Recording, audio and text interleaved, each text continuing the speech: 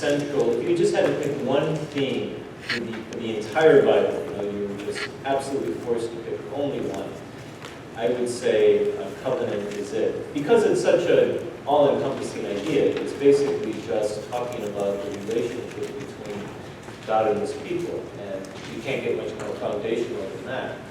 So the purest form of prayer, really, is to participate in that relationship. And a great gut check, I think, for all of us with our prayers. How am I doing with my prayer? It's not just, are you dragging yourself to church on Sunday or every day or whatever, but to say, do I really feel like I am somehow in relationship with the Lord? And sometimes that's more familiar, sometimes that's more awestruck, sometimes we feel sheepish or embarrassed or ashamed. But if we don't honestly just have a sense of being in relationship, then we shouldn't be satisfied with that. We know if we're in a relationship with another person. It's satisfactory, it's not satisfactory, we wish it were better, we regret that it's worse. And if it's not that way with God, then... So the Psalms are wonderful reminders of what real relationship can look like and feel like. They don't pull any punches, as you know. So here's just a little section of Psalm 10. But, listen to what the psalmist is saying. The Father, Son, and Holy Spirit, amen. Why, Lord, do you stand afar and pay no heed in times of trouble? Arrogant scoundrels pursue the poor. They trap them by their cunning schemes. The wicked even boast of their greed. These robbers curse and scorn the Lord. In their insolence, the wicked boast, God does not care. There is no God. And yet their affairs always succeed. They ignore your judgment on high. They sneer at all who oppose them. Rise up, Lord. God, lift up your hand, and don't forget the poor. Why should the wicked scorn God and say in their hearts, God does not care? But you do see, you do take note of misery and sorrow. You do take the matter in hand. To you the helpless can entrust their cause. You are the defender of orphans. Break the arm of the wicked and depraved. Make them account for their crimes, and let none of them survive.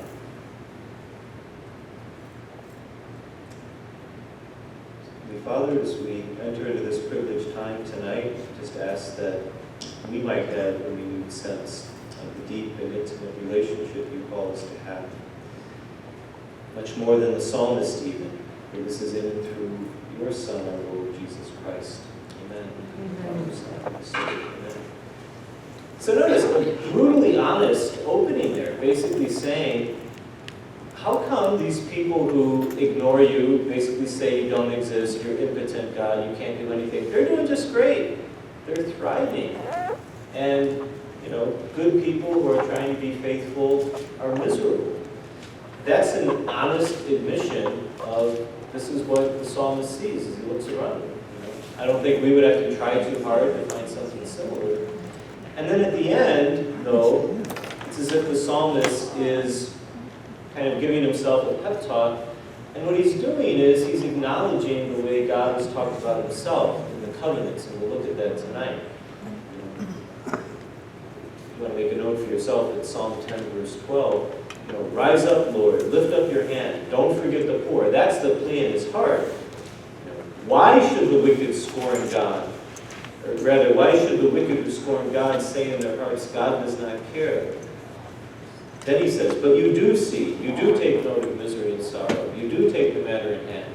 Well, obviously he hasn't done it enough, or else they wouldn't have the first part of the prayer.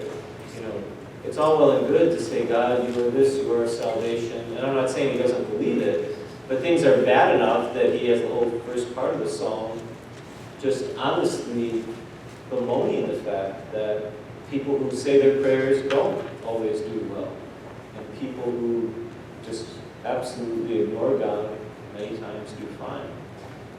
So the very sense that there's an expectation, God, it shouldn't be this way.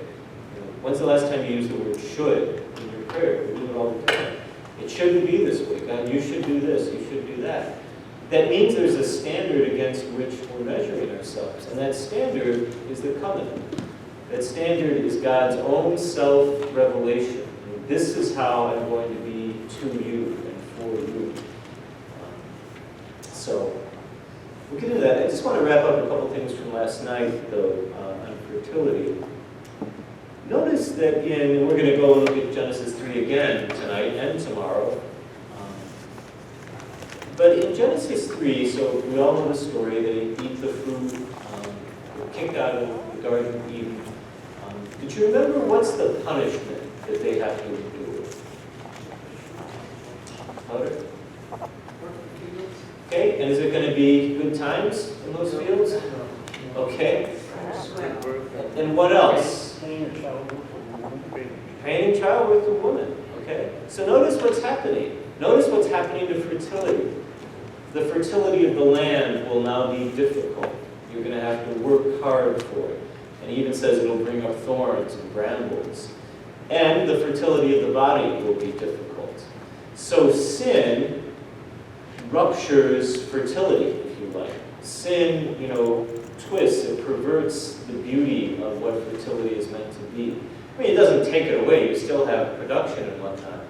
But notice, it didn't have to, right, of all the punishments that could have come as a result of original sin, God could have made them clean out the garage or something. I mean, why is it particularly, it's going to be difficult to produce produce, and it's going to be difficult to give childbirth?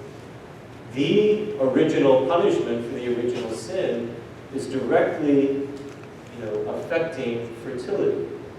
Human fertility, fertility of the land. So tonight we're going to look at Genesis 3 in the context of a covenant. Last night we looked at it in the context of fertility. Tomorrow we'll look at it in the context of sin. Okay? What? Yeah, Monday, thank you.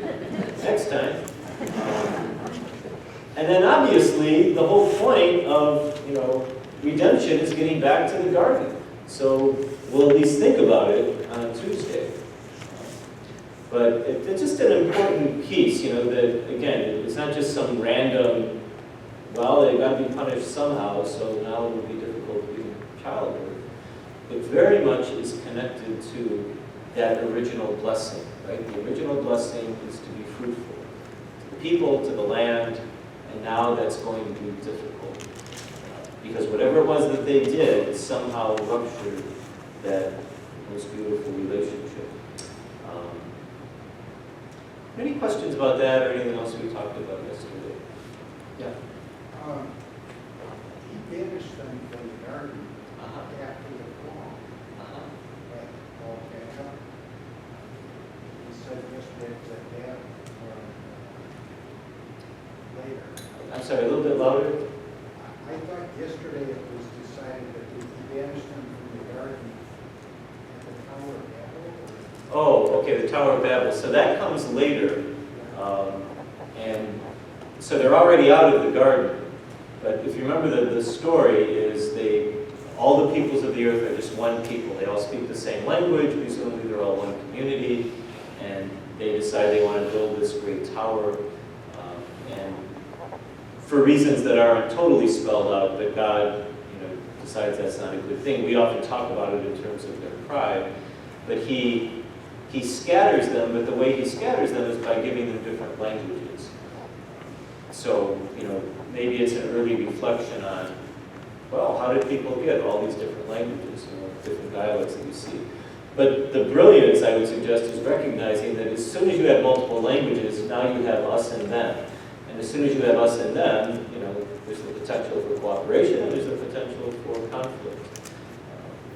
But that what we looked at last night was another, in the Song of Moses, talking about how God spread the people out and set up boundaries around them. I realize I'm throwing all kinds of things in the pot. Your question was about the Garden of Eden. So the Garden of Eden is the original, right, expulsion. You just have Adam and Eve. Then they go off in Genesis chapters 4 through 10 take place. So they're different stories, but in some ways related. That people, because of their overweening pride, find themselves in a not so good situation. Yeah. And I was thinking about New Testament, Old Testament, that means covenant. Testament, covenant. Uh-huh. Were there a number of covenants in the Old Testament? Absolutely, and we're going to look at a bunch of One them. in the New. Well, we'll look at that. I mean, there's only, Jesus refers to a new covenant. And the question for us to kick around is, were there really multiple covenants, or were there, different manifestations of one relationship? But, I don't want to be coy. Yes, you'll read any book on the Bible and it'll tell you, here's the Abraham covenant, here's the Noah covenant. But I think it'd be maybe overly simplistic to think that God just sort of wiped the slate clean and all of a sudden, it's always the same God and he's always dealing with these people. So we'll look at that tonight. It's a great question, a great leading question. And Jesus himself just refers to a covenant, the new covenant. And we'll see that by the end of the Old Testament period, there really was just one covenant that was left. That's the one that the prophets talked about. So I promise we'll get back to that idea. Notice, were there any other questions, Hans? Notice that in the opening of the two Gospels that actually deal with the infancy of Jesus, how important the idea of fertility is. In Matthew, well, they both have genealogies, but in Matthew in particular, it's all about fertility. I mean, that's all it is. So-and-so begat so-and-so begat so-and-so. And it's this endless role of childbirth in a way. But just go there. Go to Matthew 1.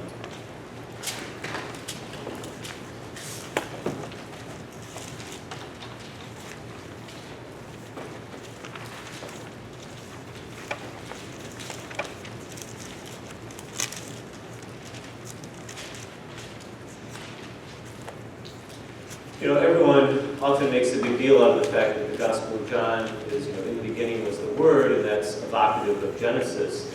But in its own way, Matthew is evocative, right? He talks about the genealogy, right, in the very first verse. The book of the genealogy of Jesus Christ, son of David, son of Abraham. It's all about the generations, which means it's about fertility in a way. And then he goes through, all these names and things that fascinating. Sometimes you could read an article or a commentary on all those. But notice in verse 3, Judah became the father of Perez and Sarah. So for those of you who were here last night, remember the story about Tamar, who disguised herself? So as strange as that story might have seemed, that kind of kicks off the whole genealogy. So it's pretty darn important. As you go on, our friend Ruth, right? For those of you who had a chance to look at it, turns up in verse 5. So for the people of Israel, Jesus' contemporaries, when they hear these names, they're not just hearing about the heroes of their history. They're also very particular stories around the questions of childbirth and fertility and whatnot. You can't think about Ruth without thinking about her situation. You can't think about Tamar without thinking about her situation. That's part of what made them so extraordinary. And then the fact that they're part of this long genealogy.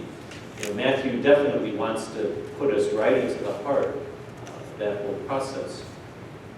And then if we just look at Luke 1, obviously, you have the whole fertility question with Mary's conceiving. But Luke spends a great deal of time talking about two cases of, if not infertility, at least long-delayed fertility. Right? So you have Zechariah and his wife. Remember her name? Elizabeth. Elizabeth. Okay. So what's happening is, in the opening of the scene there, you've got Zechariah as the high priest.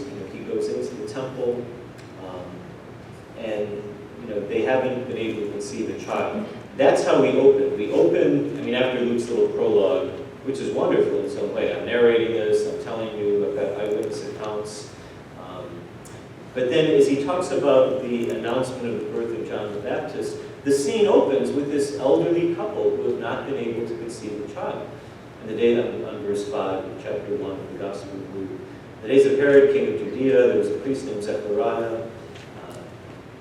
His wife was from the daughters of Aaron, and her name was Elizabeth. They were righteous. Okay, wonderful. But they had no child, because Elizabeth was barren, and both were advanced in years. That's the opening of the entire Gospel of Luke. You know, curtain pulls back. Oh wow, we hear about Jesus. You know, and we come in with this elderly couple. They've been barren for all their marriage, unable to conceive. Now, that kind of a lead-in is incredibly, you know, meaningful within the context of the Bible. We're immediately led to think about all those famous couples, Abraham and Sarah, we looked at last night, Tamar, Ruth, you know, we'll think about today. There'll be lots of others we do. But these are good, notice the juxtaposition. These are good people, incredibly righteous. Luke goes out of his way to tell us how righteous they are. But they've got the curse of no children. They have not got that original blessing that God wished. So notice, you know, good people, bad circumstances, right out of the Psalms. We know where all this is going, so it's this happy Christmas story. But, you know, imagine you're living it in real time. Their fidelity is really quite moving in the face of everything.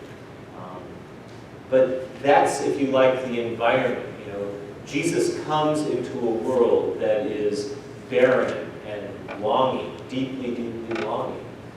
Faithful, but, you know, expectant, and yet not having a lot of reason to expect. So then, of course, the angel comes in, and Elizabeth conceives, and so on and so forth.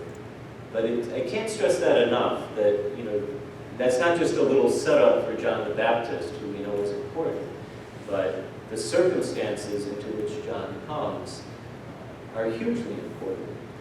And then, of course, that Mary is going to, she's not barren in the same way that Elizabeth was, but obviously she's still not without a child. She's still without a child.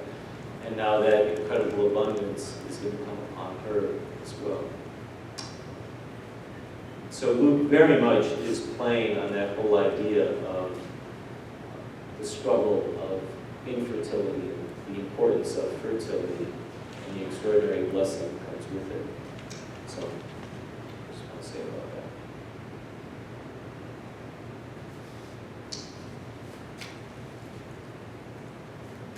Okay, so we go into covenant, just like we did last night. You know, any just contemporary thoughts?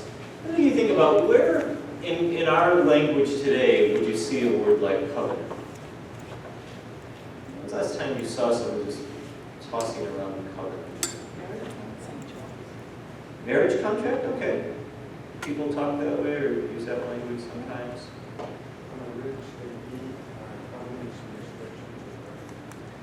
So in a real estate deed, does it use that language? Covenant? Okay.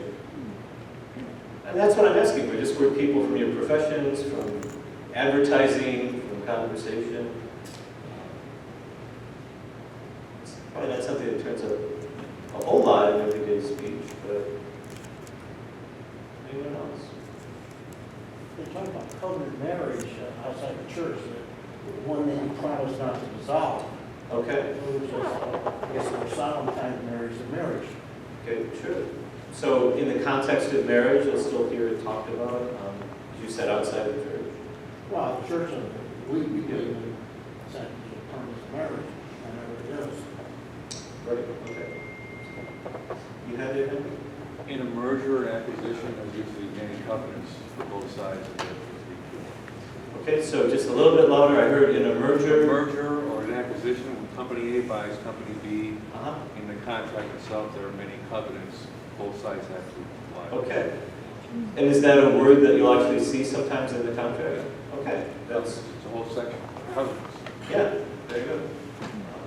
So not something that everyone would be familiar with, but certain professions or whatnot interacting. But it's kind of a vestige that, you know, and you can look back in 19th century writing and so forth and see that word a little bit more commonly. What would you say, there's no right or wrong answer, so my students have taught me I have this like tone of voice that makes me look like I'm expecting an answer. I apologize for that. So I really mean it conversationally. When we say covenant, what are the elements? What would you say some of the elements, if we say that a contract is, maybe a little bit more rigid, what would be some of the elements of a covenant? Or even if a covenant is an exact parallel to a contract. Each party has certain rights and certain duties. Okay, rights and duties. There's something you're expected to do that's clearly spelled out, hopefully clearly spelled out. And also just two parties. I mean, it seems obvious, but still, there's no monologue. It's a covenant. Someone said they had that. The acknowledgement of two parties. Okay, a mutual acknowledgement. Right?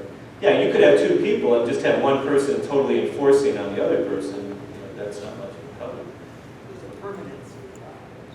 Okay, a permanency, or at least a hope of permanency. No, but I mean, it seems like maybe some tracts of land or something that they can set aside. Sure. They're not emotional as far as resale. It's a covenant, therefore it is. Okay.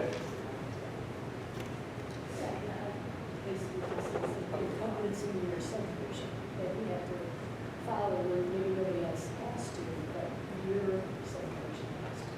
Okay. And is that sometimes even language that'll turn up in the All little? the time, yeah. Okay. And that's what I'm looking for, because I'm completely ignorant of, so yeah, we live in a subdivision, and that's, They say we have to follow these covenants, even though your neighborhood doesn't have to have a fence around the pool, the covenants in our subdivision say we do. Okay. That's great. Or maybe not great, I don't know, but it's good. There's spelled out expectations on the part of Okay, there are expectations, it isn't simply saying, this is the way it is, but it's saying you have some investment in this. And in terms of time frames, maybe it's clearly specified, this will last for 5 years, maybe it's, forever. Famously in marriage, right, till death us do part, so it's saying when it's gonna end.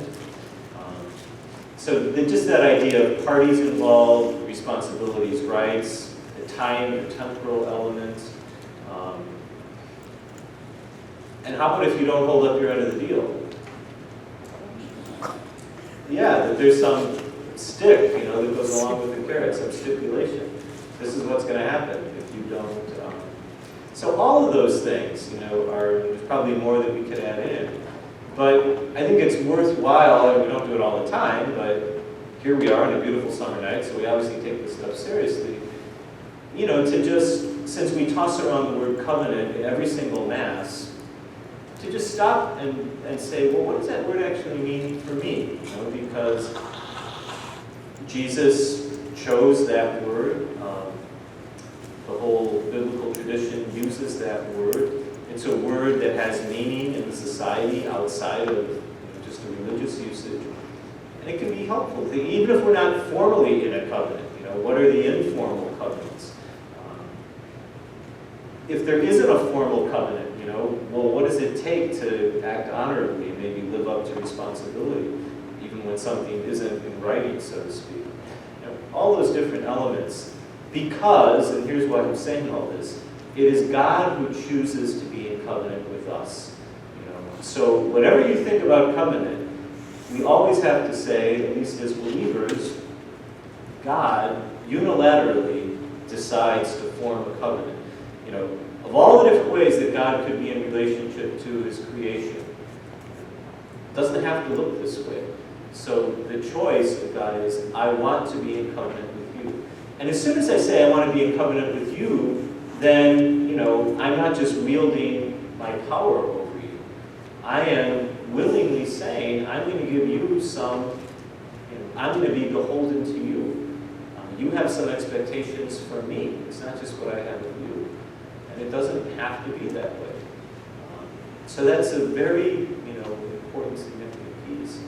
And presumably, when you enter into a covenant with someone, you care about them. I mean, maybe you're not emotionally fond of them, but at least you care enough to say, we got to formalize this relationship.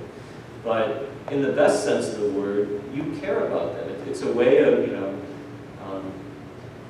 well, honey, you know I love you. No, put it in our covenant, you know. I want to be able to see it. It matters to me that we can actually refer to it. That's a precious thing. So, any native French speakers here, or people who romp in French lands just for fun? Yeah, so I was told, but correct me on this, that the colloquial name for wedding ring is alliance? Is that right? Okay, so in a French Bible, that's the word they use to translate covenant. You know, as you read Moses forming a covenant, God forming a covenant, you know, so this idea that God's covenant with his people is the wedding ring with the people. I mean, I love that imagery, and it's a beautiful expression. That's how you should think of the covenant between God and the people. It's the wedding ring. It's the marker of that relationship. You know, and think of all the reasons we might take our wedding rings off. You know, and it ain't just because you're washing the dishes. You know, there's all kinds of motivations for why someone would take their wedding ring off. Well, that goes on between God and people. You know, times of infidelity, times of not wanting to acknowledge that relationship. But that covenant is a sign. You know, it's not just a contract, it's a sign of a deep and abiding love. So before we even look at any usage of the word itself, covenant, let's look at the power of that love relationship. Not expressed on the part of human beings, but expressed on the part of God. Right? It's a familiar passage, but I don't think we can ever read it too many times because it's so powerful. I'm talking about Hosea chapter 2. Hosea, H-O-S. So, as always, help your neighbors. Especially these minor prophets aren't the easiest books to find.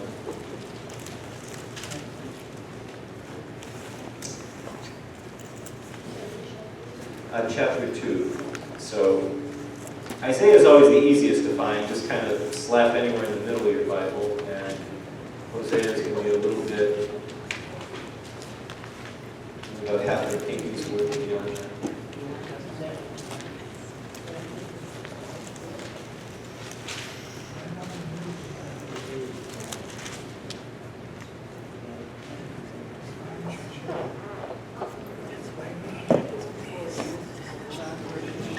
After Daniel and before Daniel.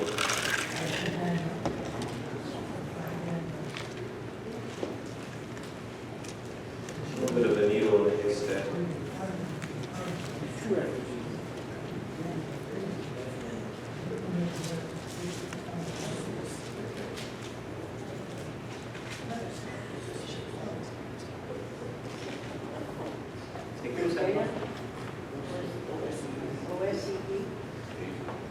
Take your time. If that's the spelling, yeah, that's a little bit more of a traditional spelling.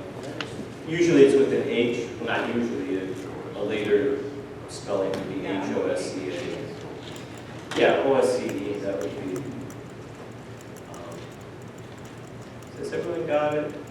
Yeah. Take your time. No shame in looking. We do Obadiah, which is like a page and a half.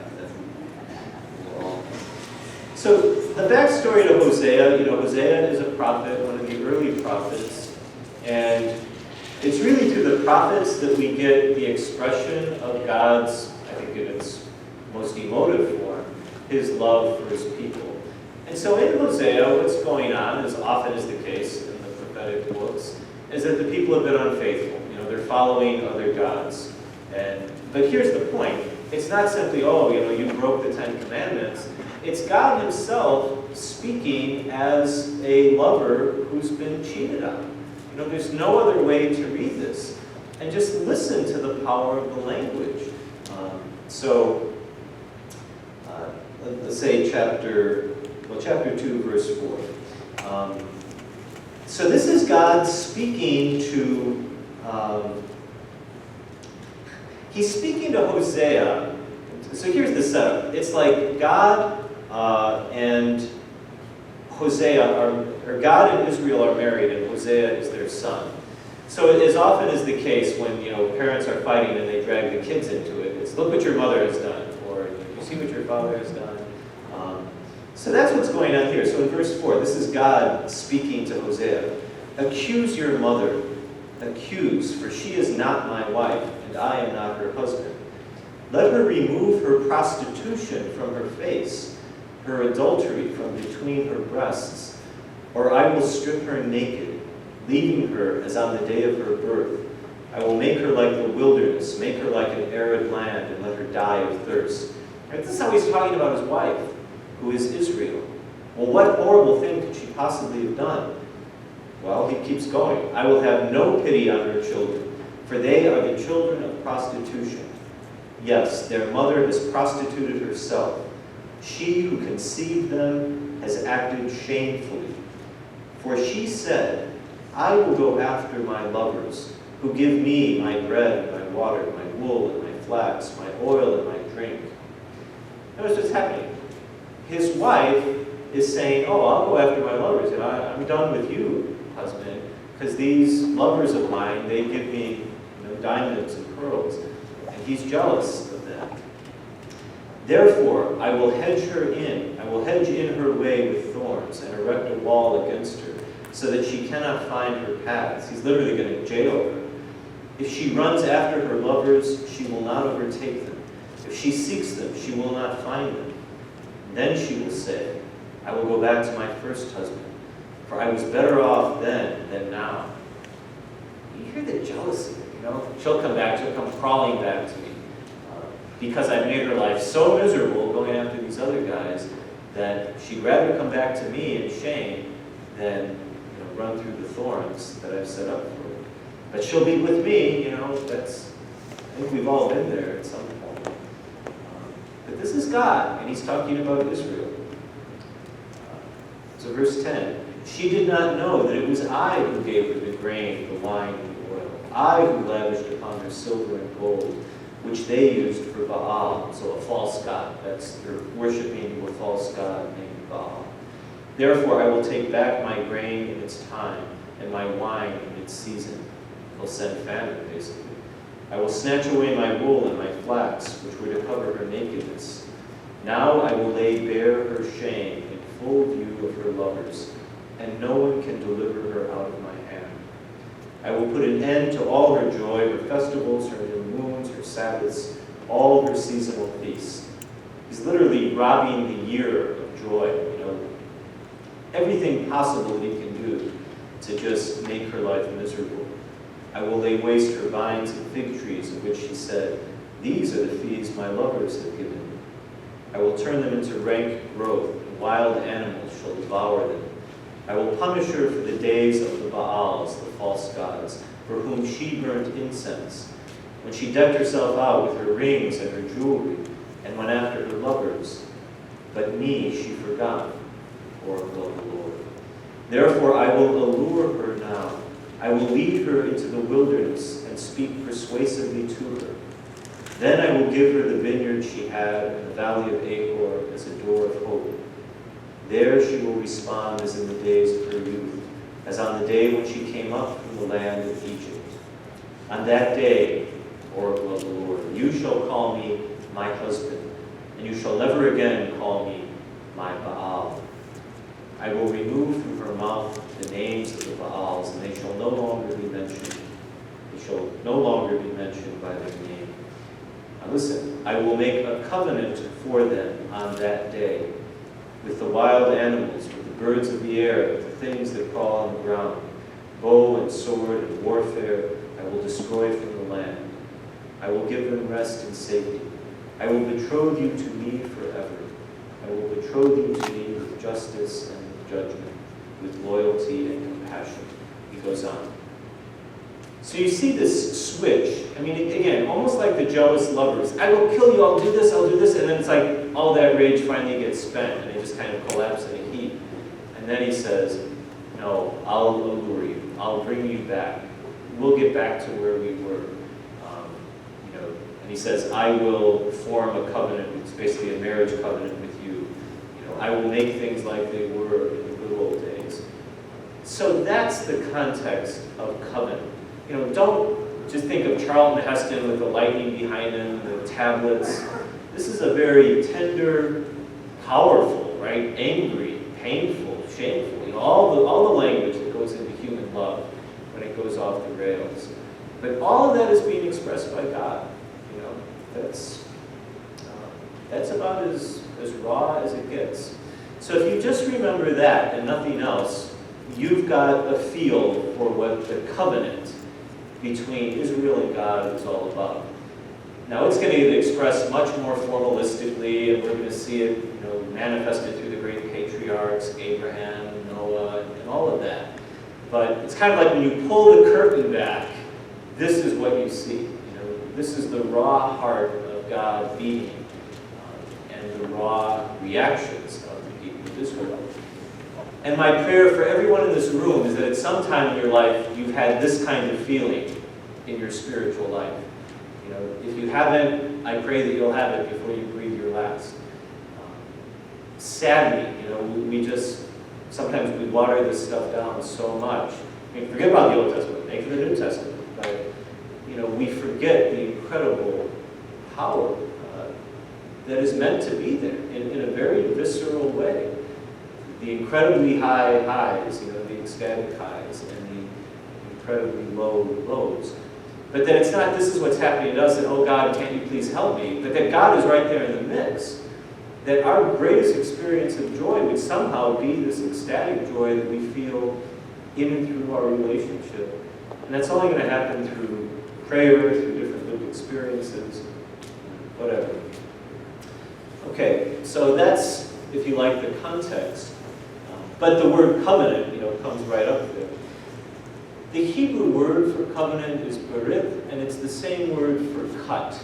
So the language they would use, and we even use, well, we say like cut a check. I don't know if you say cut a covenant, but so the expression is you cut a covenant, right? You don't make a covenant. And we're going to see why that word cut is used. But if you just think about it, you know, anytime you cut, you automatically go from one to at least two, if not multiple. So that's kind of the idea behind it, that there's a splitting of something, and now you have shared pieces going one to the other. So what's the covenant? Well, creation itself is a kind of covenant. We don't often talk about it that way. But here's where the New Testament helps us out. You know, creation, that breath of God, that is God's word, right? God says God speaks creation into being. Let it be this, let there be that. You know, that is the eternal word. So I say it's covenantal. It's not initially heard by anyone because there are no people around until you get Adam and Eve. But this idea that God is inherently self-diffusive. You know, it's like God can't be incommunicative. God's very nature is to eternally be speaking out His word. So that's the setup. You know, God is almost always trying to become the partner of a covenant. That's just, you know, who He is by His nature. And that's by virtue of our Trinitarian God. But obviously, once human beings do come on the scene, once you have Adam and Eve, then there is a covenant, because what's the agreement, if you like, between Adam and Eve and God? It's pretty small, but it's there. Do they have any sort of agreement set up between them? No. The thing about, you know, what's on the menu. And notice that it's a covenant in the sense of, you know, it may seem to us kind of strange, and that's a whole other story. We actually did Genesis 1-11 here in St. Joe's a while back. But regardless of why that's the stipulation, the fact of the matter is, it's a stipulation. You know, if you're going to live in our subdivision of Eden, this is what you have to go by. Don't eat of this particular tree. So there's requirement there. There's a punishment, right? You will die. Mortality is going to be part of that. Now, he doesn't say anything about the childbirth and the difficulty farming, but that comes along a little bit later. But it is this agreement. Now, the important piece, and we'll look at this more tomorrow when we look at the story in the context of sin, but the one thing that never happens in this story is that Eve, you know, so we know the basic story, Eve and the serpent, the temptation that goes on. But the one thing that Eve never does is go back and check the covenant, you know. I would imagine for people here who are involved in negotiations and whatnot, when you're actually in a negotiation, you check that thing pretty carefully. You know, you check the language, you check the wording. Is this being correctly represented? You know, did I sign away the store and not even realize it? What Eve allows to happen, and we'll look at this in much more detail Monday, is she allows the serpent to completely misrepresent what the covenant agreement is. You know, the serpent just exaggerates what the terms of the covenant are, so to speak. And what Eve never does is she never goes back and checks the covenant, which in this case would mean asking God. You know, she never just kind of stops and says, well, wait a minute, Lord, does the serpent have this right? You know, I just want to go back and check the fine print. That never happens. And in some sense, that is always the foundation of the ruptured covenants of the Bible, is that you have people, for whatever reason, because of pride, because of arrogance, because of fear, because of ignorance, you know, they drop out of communication with God. And that's always a bad thing. You know, when you drop out of communication with God, good things don't happen. And that's what gets in the way of the covenant agreement, if you like.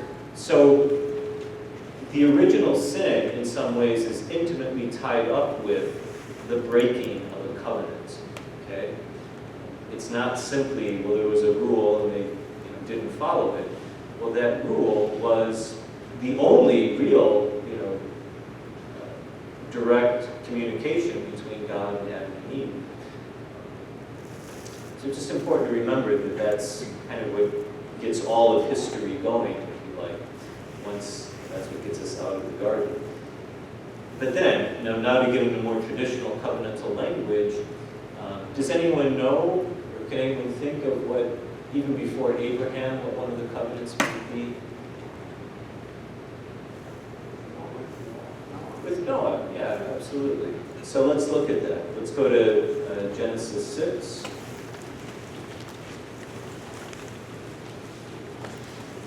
Again, remember the backstory, because it's always so important. You know, we talked about fertility. Well, Cain and Abel certainly got off on a rocky road there, but Seth came along. Remember, Eve now has maybe a little bit more humility there. I was given a son, the gift of God. And, civilization grows. So fertility is happening, but there's wickedness, wicked to the core. So much so that God even regrets what he's done. So in Genesis 6, pick it up with 14. Genesis 6:14. Well, I'll go back even more to 11. The earth was corrupt in the view of God, full of lawlessness. Notice, when you say lawlessness, you're already implying, a breaking of the covenant. Lawlessness. When God saw how corrupt the earth had become, since all mortals had corrupted their ways. God said to Noah, I see the end of all mortals has come, for the earth is full of lawlessness, so I am going to destroy them with the flood. Anti-fertility. That's about as strongly infertile as you can get. He's going to destroy everything. Then he tells him, make yourself an ark, put the ark with various compartments, so on and so forth. Then verse 17, I, on my part, notice, you do this, and here's what I'm going to do. You build an ark, I destroy every living creature. Pretty harsh covenant. I, on my part, am about to bring the flood waters on the earth to destroy all creatures under the sky, in which there is the breath of life. Everything on earth shall perish. But I will establish my covenant with you. You shall go into the ark, you and your sons, your wife, your sons' wives, all living creatures, da-da-da-da-da. So at this point, the covenant is simply, I'm going to destroy all living things except for you, your family, and who you bring in the ark. Okay? So it's kind of leaving us wondering a little bit, well, where is all this going? And we know the rest of the story. The flood comes, they're in the ark, eventually the waters go away. So let's jump up to Genesis 9.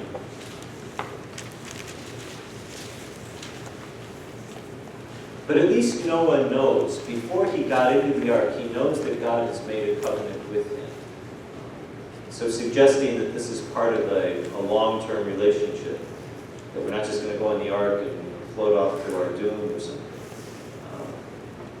So in Genesis 9, God blessed Noah and his sons. We looked at this last night because you can. Fertility, covenant, it all goes together. Be fertile and multiply, fill the earth. Interesting little piece comes after that. Now they can eat animals, and so the animals are afraid of people. It wasn't that way in Eden. But going on,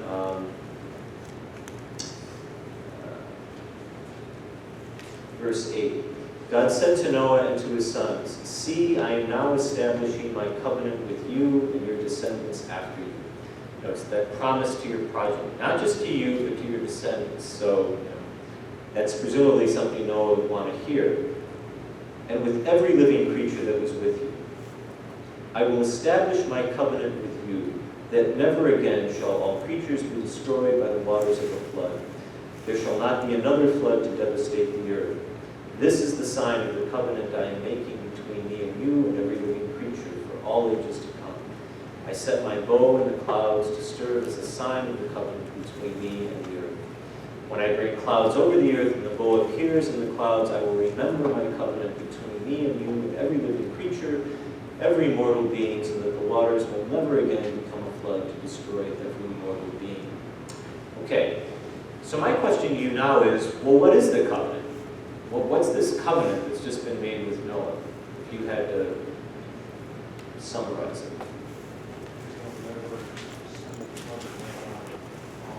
Okay, so he'll never send a flood and wipe out everyone again. So let's go back to our covenant recipe that we were talking about. So who are two parties? Well, God and Noah and all his descendants. And since it's Noah, all his descendants are all people. What are the stipulations for the two sides? What is God going to do or not do? So he's going to respect life. He's never going to kill it again. What is Noah going to do?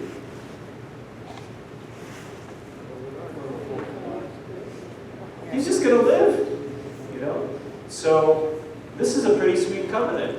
God says, "I will never again hurt you, and you just keep living." There's no, is Noah told he's got to do anything? Does God say you better walk the straight and narrow?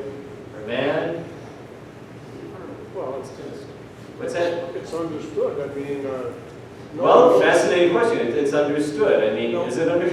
Noah knows why the flood came about. Okay. Hopefully, and all the wickedness and so forth. Okay. But notice that, and I'm not at all arguing with you, but that's something we read in, if we read it in. Because what God has said is, never again will I do this. Now there's that part of human nature, again, I don't want to speak for you, but I'll speak for myself. Part of human nature says, yeah, if I was Noah, I'd say, boy, we better walk the straight and narrow. But this is the point.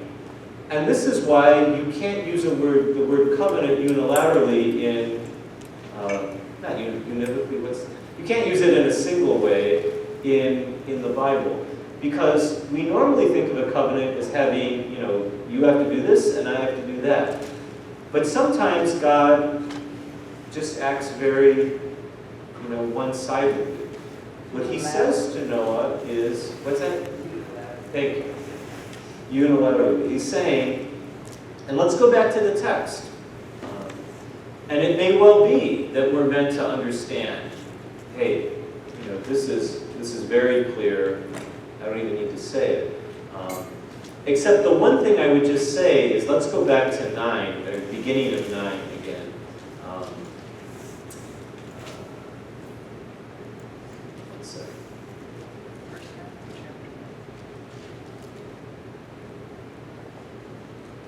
There's a point where he says, I know you are sinful, basically, and you're never going to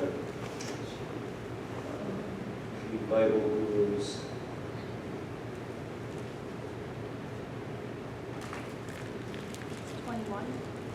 What? Verse 21. Of chapter? 8. Never again will I curse the earth. Yes, thank you very much. Exactly. So go to chapter 8, verse 21. So why did the flood come in the first place? Because everyone was so wicked. Now, we might think, okay, the flood came, now they get a second chance, they're going to be good. But look at what, thank you so much. Look at verse 20. Chapter 8, verse 20, book of Genesis. Then Noah built an altar to the Lord, choosing from every clean animal and every clean bird, he offered burnt offerings. When the Lord smelled the sweet odor, the Lord said to himself, never again will I curse the ground because of human beings, since the desires of the human heart are evil from youth, nor will I ever again strike down every living being as I have done. It's almost as if he's saying, I realize human beings have this proclivity towards sinfulness. They're never going to live up to the standard that, I was trying to hold them to. Now, I'm putting all that in there. It doesn't say that in the text, so you have to decide for yourself what verse 21 means. But clearly, the author of Genesis knows that sin didn't end when everyone popped out of the ark. So wouldn't it be great if we looked at our failings and said, oh, I learned from that, I'll never sin again. But it don't work that way. So, again, part of what Genesis is trying to do, Genesis 1 to 11, is say, how did we get here? What is the human condition? How do we relate to God? So in any event, if I can just jump ahead now to the words of God, verse 11, chapter 9, book of Genesis, verse 11, I will establish my covenant that never again shall all creatures be destroyed by the waters of the flood. There shall not be another flood to devastate the earth. Now, let's just say that God was having a bad day, and he was tempted. Oh my gosh, it's good. I'm going to start turning the sprinklers on. Why would he not do that? What is the purpose of the bow, the rainbow? God's promise. He reminds him. It's a reminder, okay? It's a sign, it's all those things, but the point is, it's efficacious. It actually does something. It isn't just this nice, pretty sign in the sky that we all go look and say, oh, God's pretty good. Let's go back to the text, right?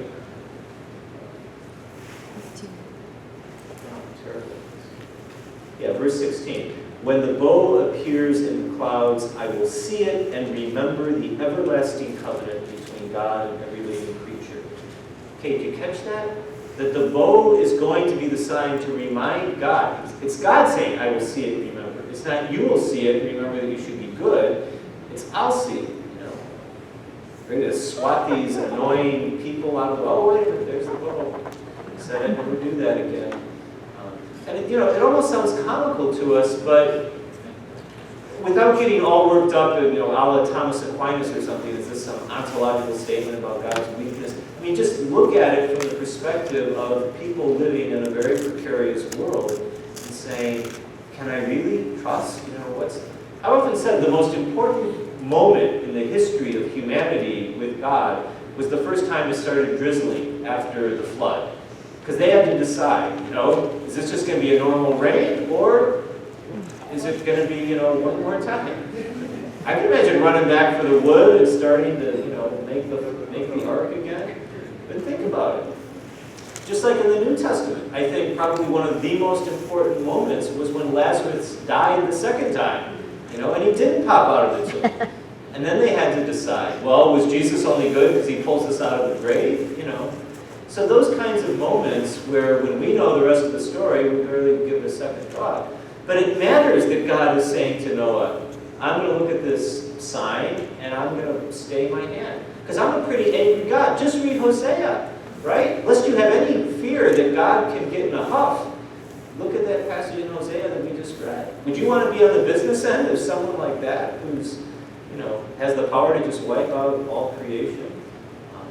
So even though the same Hebrew word is used, we have to remember, just because we translate it into a word that means one thing for us, let the text define what the word means. So in this case, that word we translate as covenant is this very one-sided promise. It's a unilateral promise. I will never do this again. And the sign of the covenant is precisely meant. So every time we see a covenant, we're going to see the word remember or reminder. How about at the Mass? What do we talk about the covenant?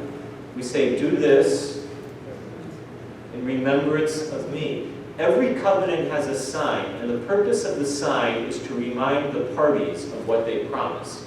Okay? And that goes all the way up to our Mass that we celebrate today. So, yeah, I was reminded by several people, I said, let's take a stretch break. It's at the 1 hour mark, so you're struggling. Yeah. We do have a covenant here in St. Louis, out in the north. We have. What is it? Okay, what does it say? We have a covenant. Awesome. What does it say? I should know. Okay. I mean, paraphrase it. What does it say? What does it say? But it's on the wall. Funny second, if people want to stand, I just don't want to